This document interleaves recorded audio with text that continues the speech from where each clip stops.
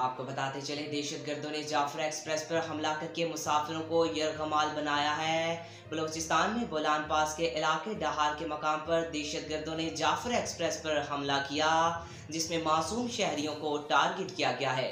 Security ज़राए ने बताया कि दहशत गर्दों ने ट्रेन को टनल में रोककर मुसाफिरों को यरगमाल बनाया हुआ है। इलाका इंतहाई दुश्वार गुजार होने के बावजूद सिक्योरिटी फोर्सेज ने क्लियरनेस ऑपरेशन शुरू कर दिया है। सिक्योरिटी ज़राए के मुताबिक यरगमाल बनाए गए मासूम मुसाफिरों में अक्सरियत औरतों और बच्चों की है। दहशत गर्द बैरून मुल्क अपनी सहूलतकारों से राब्ते में है। उन्होंने बताया कि दहशत गर्दों के खात्मे तक क्लियरनेस ऑपरेशन जारी रहेगा। मासूमों को निशाना बनाना इस बात की गमगाजी करता है कि दहशत गर्दों का इस्लाम पाकिस्तान और बलोचिस्तान से कोई ताल्लुक नहीं है।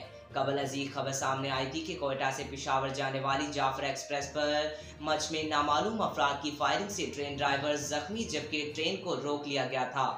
रेलवे हुकाम ने बताया था कि मुसल्लह अफराद ने मच के इलाके पैरो कंड्री के करीब जाफरा एक्सप्रेस पर फायरिंग की, जिसकी जद में आकर ट्रेन ड्राइवर भी जख्मी हो गया।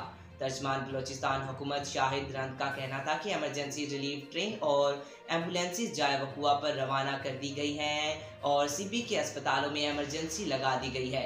उन्होंने बताया था कि सिक्योरिटी फोर्सेज ने भी इलाके को घेर लिया है। वाक़े की नौयत और मुमकिना दहशत गर्दों के पहलुओं का जायजा लिया जा रहा है। रेलवे हुकाम का कहना था कि जाफरा एक्सप्रेस में 9 बोगियां और 500 मुसाफिर सवार हैं। वजीर रेलवे हनीफ अब्बासी ने वाक़े की रिपोर्ट तलब कर ली है। कंट्रोल रेलवे मोहम्मद काशिफ के मुताबिक मुसाफिरों और अमले से राब्ते की कोशिश जारी है। तर्जमान बलोचिस्तान हुकूमत शाहिद रंद के मुताबिक दुश्वार गुजार इलाके के बायस जाए वकुआ तक रसाई में मुश्किलात हैं।